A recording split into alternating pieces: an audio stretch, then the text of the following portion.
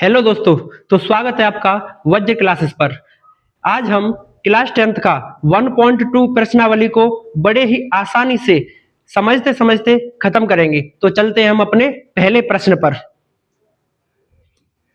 तो देखिए, पहला प्रश्न कहता है कि सिद्ध कीजिए √5 एक अपरमेय संख्या है।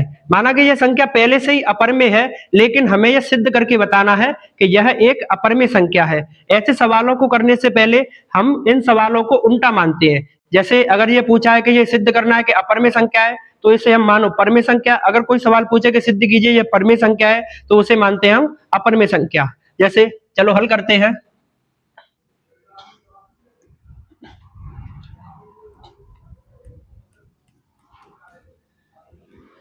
माना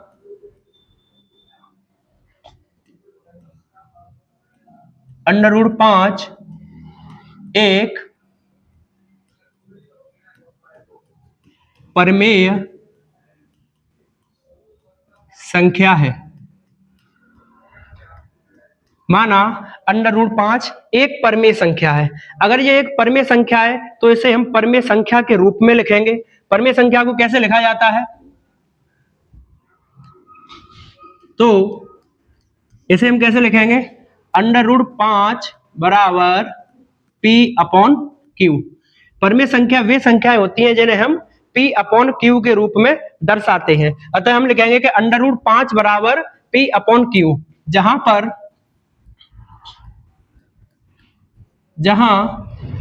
P व Q पूर्णांक है।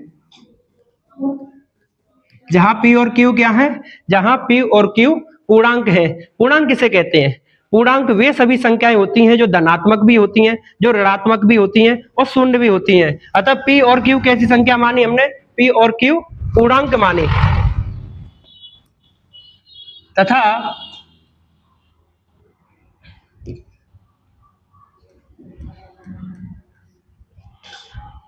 Q इज नॉट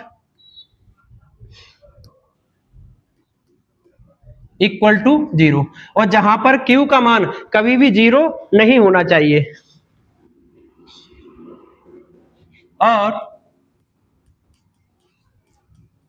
P व Q सह अभाज्य संख्या है।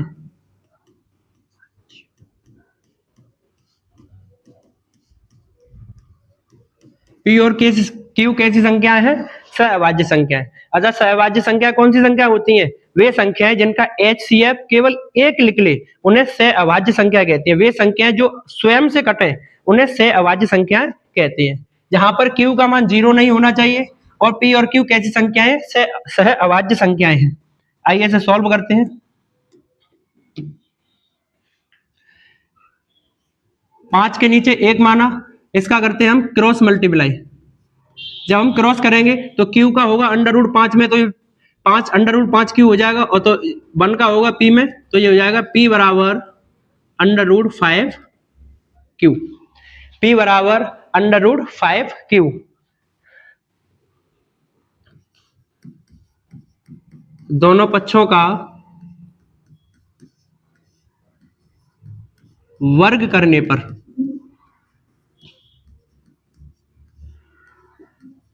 ऐसे सवालों में हम हमेशा दोनों ही पक्षों का वर्ग करते हैं। आइए, दोनों पक्षों का वर्ग करने पर क्या प्राप्त होता है? P का वर्ग √5Q का वर्ग। जब हम P का वर्ग करेंगे तो होगा P² बराबर √5Q का जब वर्ग करेंगे, माना कि जब जैसे कि √5Q इंटू √5Q, जब अंडर का अंडर संख्या में सेम संख्या में होता है वर्ग, तो क्या होगा? √25 और Q का हो जाएगा Q²। जब √25 को बाहर निकालेंगे तो क्या निकल के आएगा? 5Q²। तो हम इसकी जगह लिख सकते हैं 5Q²। इसे मानो समीकरण 1। इसे हमने माना समीकरण 1। आइए आगे करते हैं। ये 5 है, ये है इसके साथ गुणा में, तो ये किस में जाएगा? भाग में। तो ये हो जाएगा P²/5 बराबर Q²। इसको हम उल्टा भी लिख सकते हैं। तो यहां से हमें क्या प्राप्त हुआ, यहां से प्राप्त हुआ कि पी स्क्वायर में 5 का भाग जा रहा है, अतः इसे लिखेंगे कि पी स्क्वायर 5 से विभाज्य है। अगर ये पी स्क्वायर 5 से विभाज्य है तो हम कह सकते हैं कि पी भी 5 से विभाज्य होगा। अगर पी स्क्वायर 5 से विभाज्य है तो पी भी 5 से ही विभाज्य होगा। जैसे कि माना, जैसे 25 है, बोले तो 25, जैसे 5 का वर्ग है, 5 का वर्ग अगर 5 से विभाज्य है तो हम क्या कह सकते हैं कि 5 भी 5 से ही विभाज्य होगा। ठीक इसी प्रकार पी स्क्वायर अगर 5 से विभाज्य है तो पी भी 5 से ही विभाज्य होगा। आइए, ऐसे सवालों में हम मानते हैं कि माना p बराबर 5x, ऐसे सवालों में हमेशा कुछ ना कुछ माना जाता है, तो हमने क्या माना, p बराबर 5x रखने पर इसे कहां रखेंगे, इसे रखेंगे समीकरण 1 में। और समीकरण 1 में भी कहां पर रखेंगे, जहां पर p है। जैसे कि यहां पर p है हमारे पास, तो p के स्थान पर हम क्या रख देंगे, 5x। जैसे कि p के स्थान पे हमने रखा 5x, अगर p का स्क्वायर है तो इसका भी हम स्क्वायर लगाएंगे, स्क्वायर बराबर, और क्या है आगे हमारे पास 5 है, q है और स्क्वायर है। अगर हम इसे खोलेंगे तो क्या निकल के आएगा, 25x स्क्वायर बराबर 5q स्क्वायर। ये 5 इधर गुणा में, इधर जाएगा, किधर किसमें जाएगा, भाग में, तो ये हो जाएगा हमारे पास 25x स्क्वायर अपॉन 5 बराबर q स्क्वायर। 5 से हमने 25 कितनी बार काटा, 5 बार, तो हमारे पास ये निकल के आया 5x स्क्वायर बराबर q स्क्वायर। यहां से हम 5 को उधर ट्रांसफर करेंगे तो x स्क्वायर बराबर होगा q स्क्वायर अपॉन 5। ऐसा ही ऊपर निकल के आया था p स्क्वायर अपॉन 5, ऐसा ही नीचे निकल के आया है कि स्क्वायर अपॉन 5। तो हम यहां पर भी क्या लिखेंगे कि अगर p स्क्वायर 5 से विभाज्य है तो p भी 5 से विभाज्य होगा। ठीक ऐसे ही लिखेंगे यहां पर कि अगर q स्क्वायर 5 से विभाज्य है तो q भी 5 से विभाज्य होगा। तो q भी 5 से विभाज्य होगा। अतः अब हम यहां पर क्या देख सकते हैं, हमने माना था कि ये सह अभाज्य संख्या है, अतः सह अभाज्य संख्या वे संख्या होती है जिनका एचसीएफ 1 निकले। लेकिन यहाँ पर तो एचसीएफ अलग आ रहा है, इसका एचसीएफ 5 आ रहा है, इसका भी एचसीएफ 5 आ रहा है। मतलब हमारी कल्पना जो है वो कैसे सिद्ध हुई, गलत सिद्ध हुई। अतः जब हमारी कल्पना गलत सिद्ध हुई तो हम क्या लिखेंगे यहाँ पर, अतः P व Q का HCF एक नहीं है, एक नहीं है। तो हमारी कल्पना गलत साबित हुई।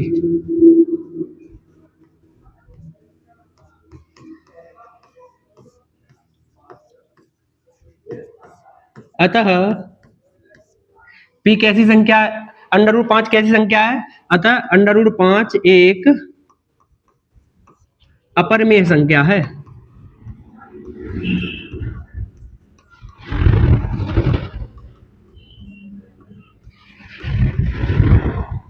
ये है हमारा पहला सवाल। आइए अब हम चलते हैं अपने दूसरे सवाल पर। सवाल थोड़ा सा ये बड़ा है लेकिन आसान है, कोई ज्यादा कठिन सवाल नहीं है। ऐसे सवालों में हर बार हम उल्टा ही मानते हैं। जैसे √5 एक परमेय संख्या है तो इसे हमने अपरिमेय संख्या को हमने क्या मान लिया, परमेय संख्या। उसको ऐसे ही सॉल्व करेंगे, सॉल्व करते करते इनका एचसीएफ 1 आना चाहिए, लेकिन एचसीएफ इसका क्या आ रहा है, 1 नहीं आ रहा है, 5 आ रहा है। तो हम कह सकते हैं ये संख्याएं सहभाज्य संख्याएं नहीं है, अर्थात ये हमारी विरोधाभास जो है, हमारी कल्पना जो है गलत सिद्ध हुई। तो √5 एक कैसी संख्या हो जाएगी, अपरिमेय संख्या। अगर आप ऐसा ही पेपर में लिख के आते हैं तो आपके पूरे में से पूरे नंबर अवश्य मिलेंगे। तो चलते हैं हम अपने दूसरे प्रश्न पर।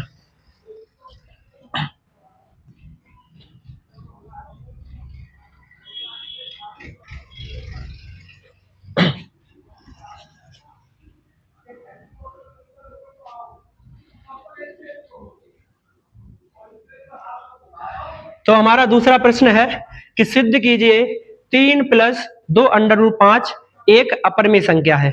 तो इसे भी हम पहले की तरह मानेंगे कि 3 + 2 √5 एक परिमेय संख्या है। आइए हल करते हैं इसे। हल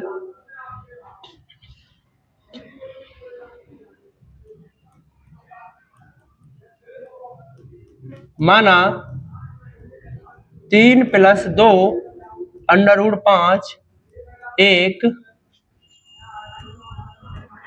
परिमेय संख्या है। तो अगर ये परिमेय संख्या है तो परिमेय के रूप में लिखो 3 + 2 √5 बराबर P/Q। 3 + 2 √5 बराबर P/Q, जहां P व Q कैसे हैं, दोनों ही पूर्णांक हैं, और Q is not equal to 0 भी है।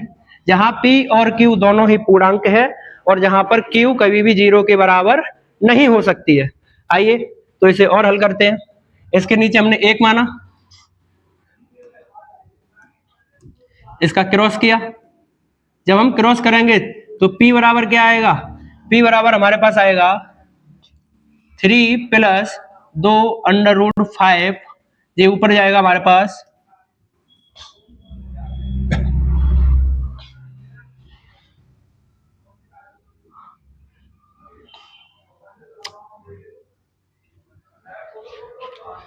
चलो इसे दूसरे तरीके से करते हैं। दूसरे तरीके से कैसे होगा, इसे क्रॉस ना कर कर इसे डायरेक्ट यहीं पे हम सॉल्व करते हैं। सॉल्व डायरेक्ट कैसे करेंगे, हमारे पास लिखा है 3 + 2 √5 बराबर P/Q।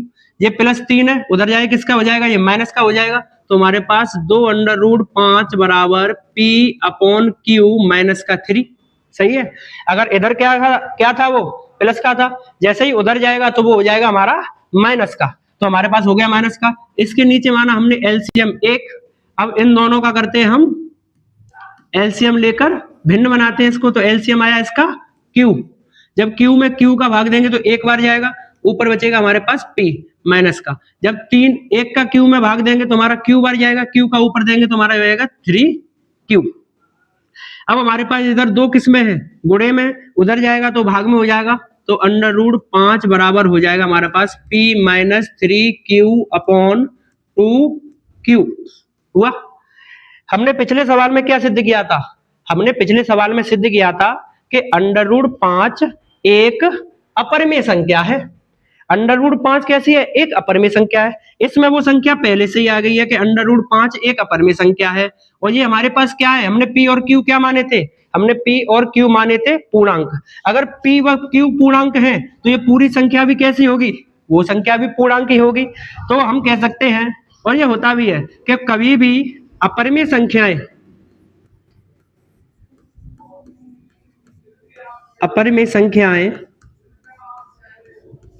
कभी भी पूर्णांकों के बराबर नहीं होती हैं।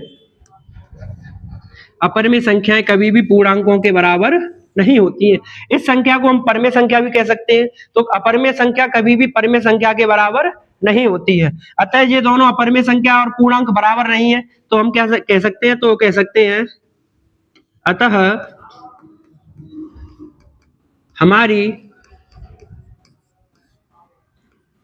कल्पना गलत सिद्ध हुई।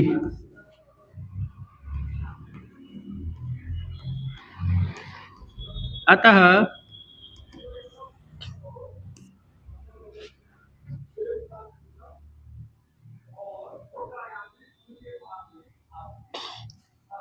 अतः 3 + 2 √5 एक कैसी संख्या है? अपरिमेय संख्या है।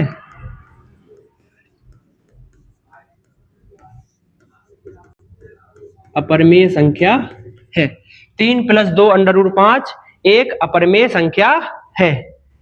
इसे उतार लीजिए। बड़ा ही सिंपल और आसान सवाल है। पहला सवाल था उसी को केवल हम बड़े रूप में करते हैं, बाद बाकी के जितने भी सवाल जो आते हैं हमारे, उन्हें हम ऐसे ही सिंपल आसान तरीके से करते चले जाते हैं, क्योंकि हमने पहले सवाल में देख लिया था कि √5, √2, √3 ये कैसी संख्याएं हैं? ये एक अपरिमेय संख्या है। अगर ये अपरिमेय संख्या है तो दूसरे को हम पूर्णांक बना देंगे। अपरिमेय संख्या कभी भी पूर्णांकों के बराबर नहीं होती है। अपरिमेय संख्या कभी भी परिमेय संख्या के बराबर भी नहीं होती है। आइए चलते हैं हम अपने तीसरे प्रश्न पर। हमारा तीसरा प्रश्न है, सिद्ध कीजिए निम्नलिखित संख्याएं अपरिमेय संख्याएं। इस सवाल में हमारे 3 सवाल हैं। आइए तीनों सवालों को हम बड़े ही आसान तरीके से करते चलते हैं। हमारा पहला सवाल है कि √2 एक अपरिमेय संख्या है।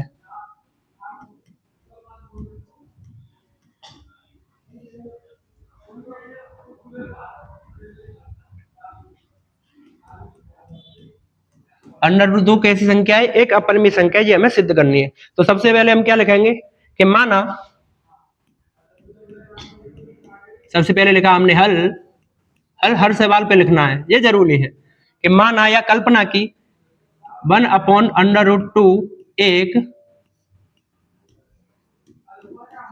परिमेय संख्या है। अगर ये परिमेय संख्या है तो हम क्या लिख सकते हैं? हम लिख सकते हैं कि 1/√2 बराबर P/Q। क्या लिखेंगे हम कि 1/√2 बराबर P/Q परिमेय के रूप में लिखेंगे, जहां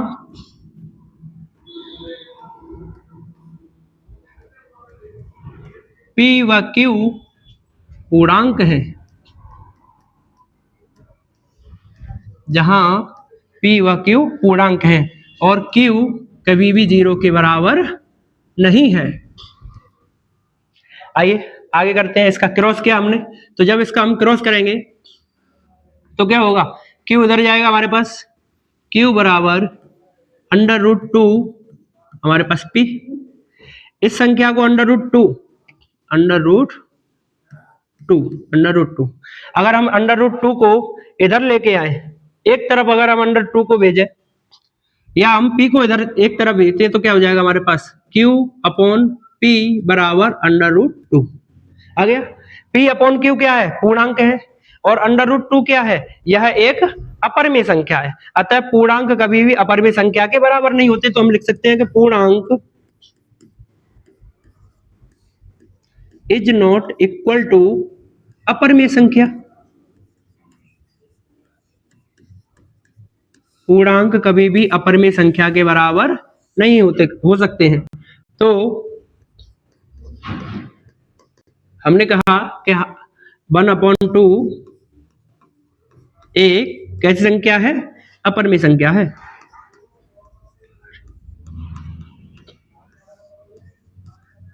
अपरिमेय संख्या है। यह भी सवाल बड़ी आसानी से सिद्ध हुआ। या तो P/Q के रूप में लिख दें या Q/P के रूप में लिख दें, लेकिन Q का मान कभी भी 0 नहीं होना चाहिए। तो ये कैसी संख्या होती है? ये हमारे पास पूर्णांक होते हैं। जैसे P/P और Q पूर्णांक है, तो P/Q या Q/P भी कैसे होंगे? ये भी हमारे पूर्णांक ही होंगे। तो पूर्णांक जैसे, और हमने पिछले सवाल में देखा था कि √5 और √2 कैसी संख्या होती है? अपरिमेय संख्या है। पूर्णांक कभी भी अपरिमेय संख्या के बराबर नहीं होते हैं। तो हमारा सिद्ध हुआ कि √5 एक 1/√2 एक अपरिमेय संख्या है। आइए चलते हैं हम अपने तीसरे प्रश्न पर। इसका दूसरा प्रश्न है कि सिद्ध कीजिए कि 7/5 एक अपरिमेय संख्या है। कैसा है? 7 माना कि 7/5 माना 7/5 एक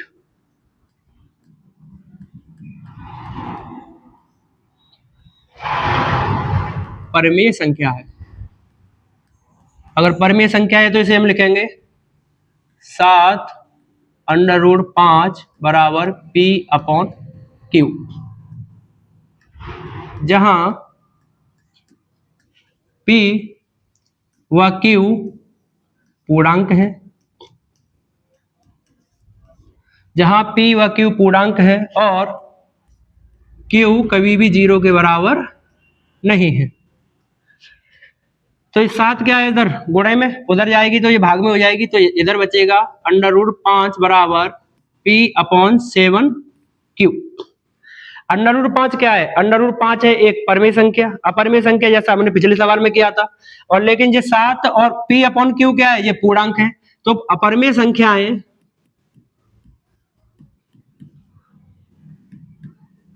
कभी भी पूर्णांकों के बराबर नहीं होती हैं। अपरिमेय संख्याएं कभी भी पूर्णांकों के बराबर नहीं होती हैं। अतः सिद्ध हुआ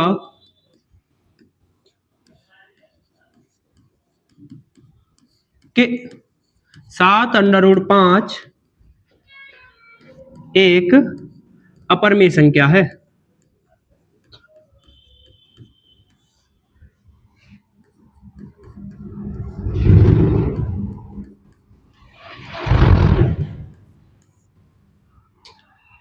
तीसरे का लाइट सवाल है कि 6 + √2 एक परिमेय संख्या है। आइए इसे भी सॉल्व करते हैं। सवाल है हमारा 6 + √2 एक अपरिमेय संख्या है।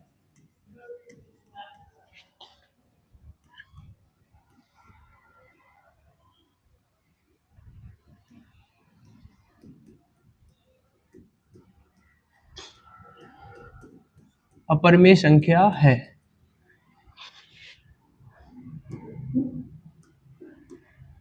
हल माना 6 + √2 एक परिमेय संख्या है। इसको भी विपरीत मानो।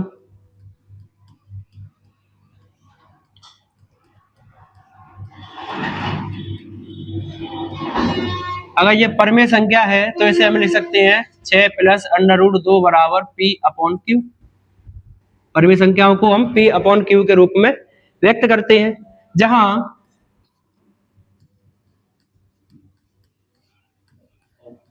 P व Q पूर्णांक हैं और Q कभी भी 0 के बराबर नहीं है।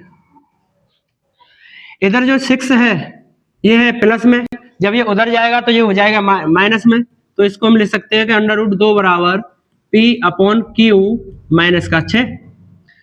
√2 बराबर इसके नीचे एक माना, एलसीएम आया इसका Q, तो हो जाएगा ये P माइनस का 1 का Q में जाएगा Q बार, तो हो जाएगा 6Q। P/Q पूर्णांक है तो हम कह सकते हैं कि P - 6Q/Q भी पूर्णांक होगा। और अपरिमेय संख्याएं कभी भी पूर्णांकों के बराबर नहीं होती हैं। अपरिमेय कभी भी पूर्णांकों के बराबर नहीं होती हैं।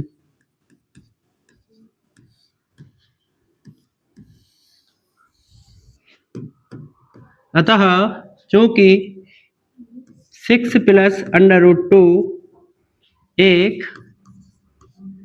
अपरिमेय संख्या है,